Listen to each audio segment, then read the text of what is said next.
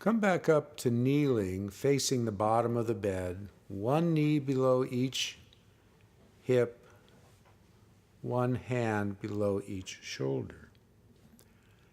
Release the backs of your feet so the tops of your feet are down and sit back on your heels. Now, if that's hard, put a pillow between your bottom and your heels, or 2 pillows or 3. Notice the curve of your low back and see if you can flex and release the spinal muscles. This will tell you if your back is relaxed. If it's locked so that the flex and release aren't possible, add more pillows between your heels and your buttocks. The key here is to know, and this may possibly be the first time for you, what is an engaged yet relaxed spine, and how does it actually feel?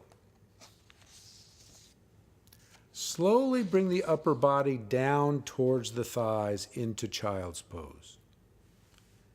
If your hips are open, this will happen with ease. If not, or if the lower back muscles that attach to the top of your pelvis are themselves contracted, you'll not be able to drop forward to rest on the thighs without the hips rising off the heels.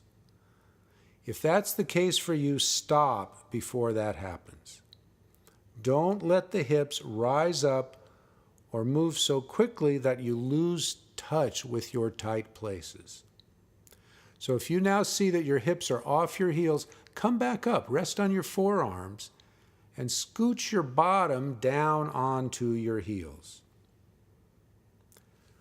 As you rest at whatever place your upper body stops, the action of the inhalation actually can expand the back body, because your tummy is pressed down against your thighs. Your diaphragm is restricted.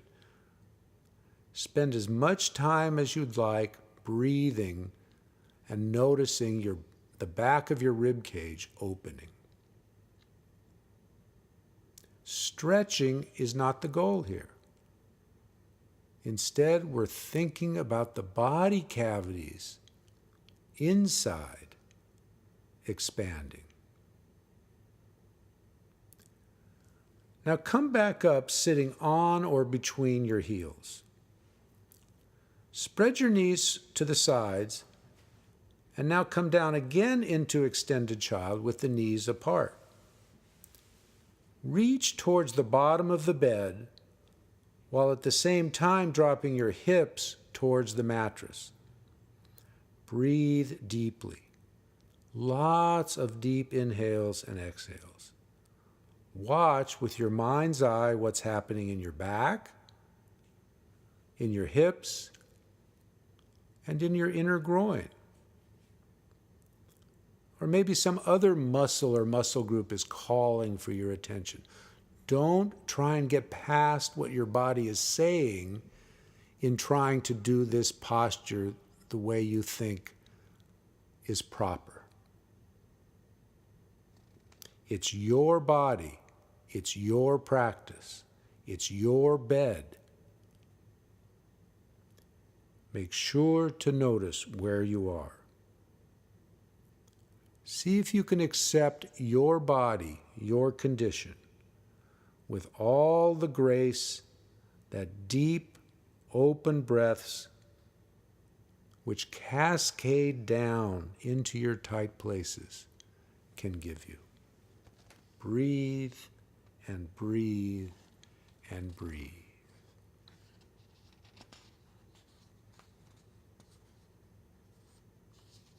See what happens as you breathe.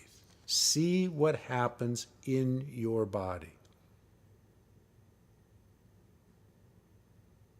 Now notice maybe the upper body can come forward more. Even if your hips are on the heels, see if your upper body can stretch a little bit more. The goal here is actually to feel what happens when muscles relax gradually. It's not about how far you get. Take as long as you want.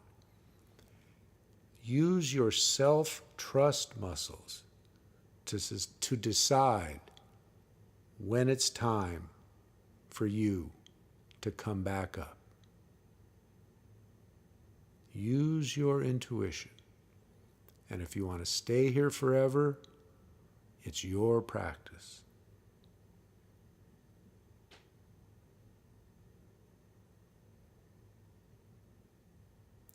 Bed yoga is about making friends with the resistance that you usually don't know about until there's pain involved. In normal practice, you often move quickly past them. But with the mattress as your protector, you can move safely into your resistance. You can be with it and maybe move through it. Wherever you find your upper body, rest there. Use pillows, forearms, or whatever else is necessary to support your upper body so you can simply be present with your own limitations. Now take 5 deep breaths.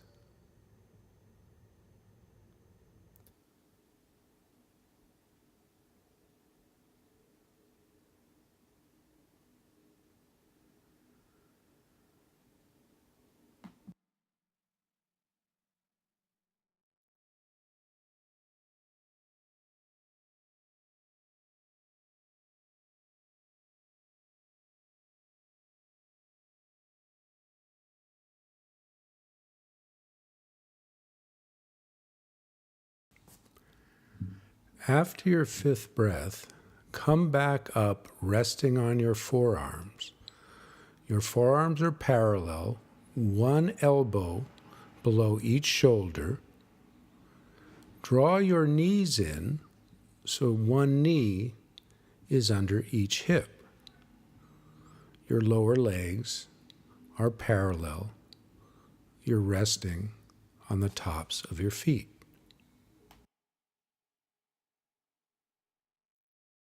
Now move your knees and feet out to the sides as far as comfortable, trying to keep your lower legs parallel and let your feet drop out to the side so you're resting down towards your inner foot and inner ankle.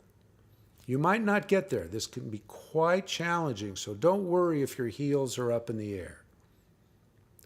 By moving your weight forward, bending your elbows, it takes lots of pressure off the feet and the ankles.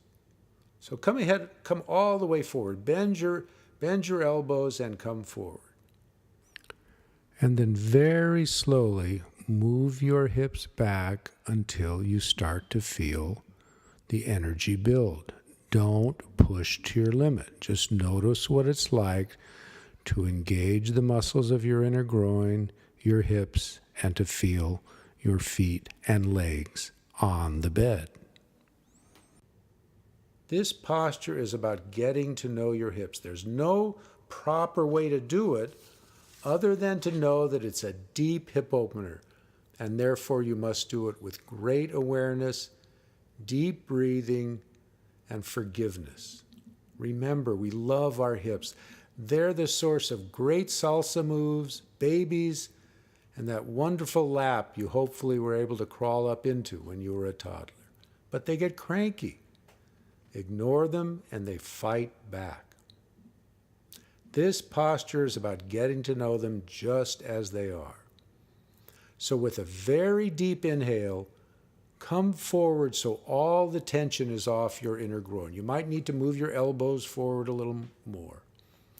On the exhale, slowly and gently let the hips come back until you find resistance. Stop immediately there. Back off an inch or two. Notice that the work is still happening. The real work doesn't happen when you're right up against your limit. Back off. Now come forward on your inhales and back on your exhales, but let the breath start the movement. Don't move until the breath changes. Inhaling and exhaling.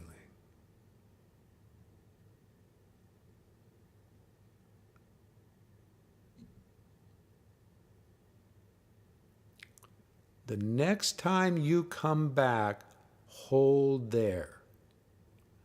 And in this place, inhale and exhale deeply. Crawl down with your mind's eye into your hips, into your groin, into your feet.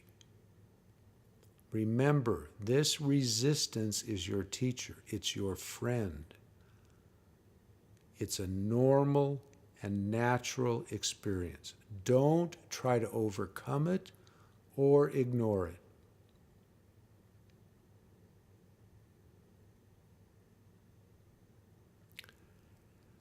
Now come forward, bring your feet to join one another, and push yourself back up, sitting either on or between your heels, knees spread to the sides, tops of the feet on the bed, and notice how the inner and outer hip attachments feel. And breathe.